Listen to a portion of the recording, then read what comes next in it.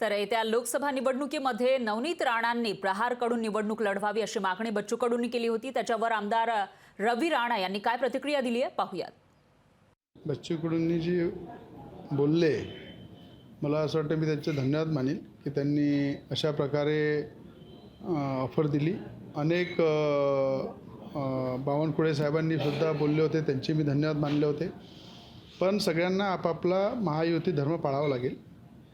ज्या पद्धतीनं आपण महायुतीमध्ये सगळे काम करतो, आज भाजप हा सगळ्यात मोठा पक्ष आहे।